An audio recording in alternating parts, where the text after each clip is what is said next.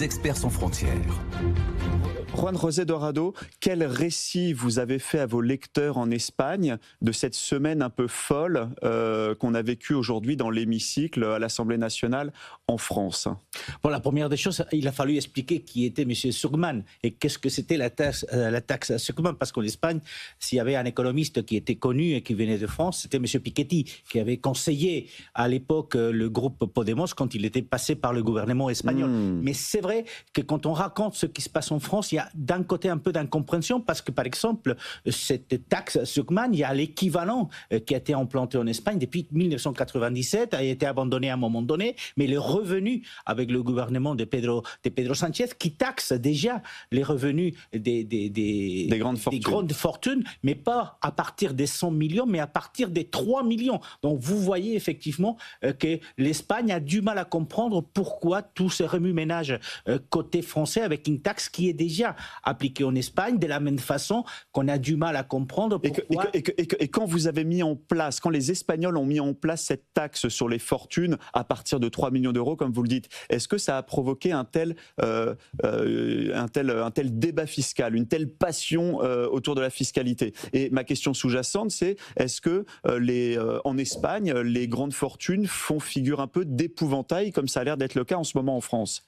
Alors non, ça n'a pas causé, n'a pas eu le même débat en Espagne au niveau politique, déjà parce qu'effectivement le gouvernement et une partie des partis qui appuyaient le gouvernement étaient d'accord pour appliquer cette taxe. Je parlais des Podemos, aujourd'hui des Sumar, donc c'est la gauche radicale espagnole qui est au gouvernement et donc forcément elle est passée plus ou moins de façon tranquille, allons dire. Mais c'est vrai que depuis 2018, l'Espagne a fait de la taxation des grandes fortunes, voire des entreprises énergétiques et des banques, une de ses politiques pour financer les dépenses de l'État espagnol. Donc les Espagnols, de façon générale, n'ont pas du tout critiqué autant au Parlement que ça a été fait en France. Donc c'est pour ça qu'il y a un peu d'incompréhension parfois quand on voit le débat côté français. Et en même temps, est-ce qu'en Espagne ça existe, Juan José Dorado, ce débat autour de la taxation des géants du numérique?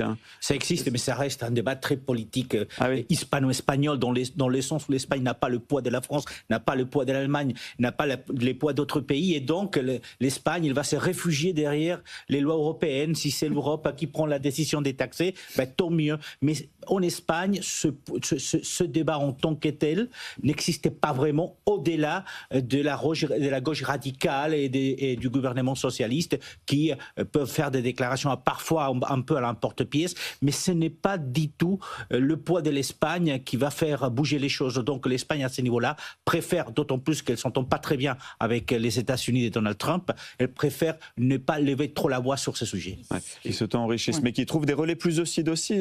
Juan José, chez vous, il y avait eu quand même une grande manifestation, je crois, MAGA, qui avait eu lieu à Madrid. Tout à fait. Les relais trumpistes du côté espagnol, c'est essentiellement l'ultra-droite, c'est Vox, et c'est une partie de l'opposition espagnole de droite, le Parti populaire.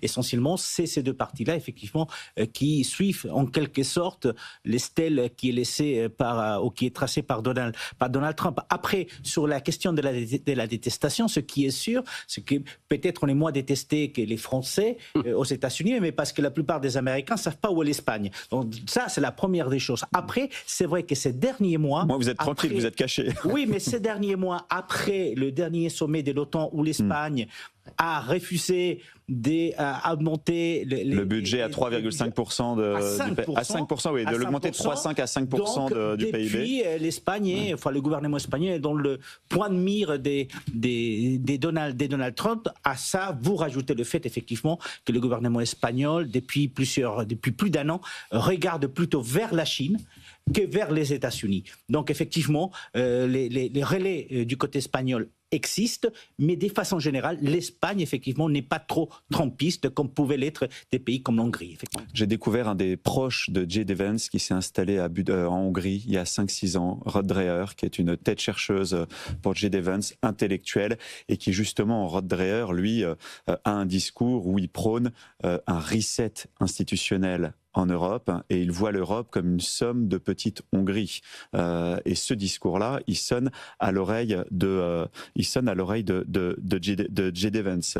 Oui, Juan José, vous aussi, comment vous voyez ce Trumpisme-là qui infuse partout en Europe? Qui est en train de s'épandre partout en Europe. C'est vrai que la tête de pont aujourd'hui, c'est l'Hongrie, mais pas uniquement que l'Hongrie, parce que les interférences des Vance du côté des sélections européennes, que ce soit en Allemagne, que ce soit voire aussi du côté anglais, voire du côté espagnol à un moment donné, inquiète tout le monde. Mais de toute façon, c'est dans la logique qu'a expliqué Richard, c'est que les États-Unis ont un regard et l'intention d'imposer un certain regard sur ce qui se passe dans le monde, le sien, et donc on est obligé de faire avec cette politique. Et c'est pour ça que ce qui est le plus inquiétant, c'est quand Donald Trump annonce que peut-être pourrait-il briguer un troisième mandat. Juan José Dorado, vous avez choisi un article sur la pression locative très forte dans des régions en Espagne. Tout à fait, parce qu'aujourd'hui, cette Espagne dynamique, dont il y a la croissance, il y a la création d'emplois,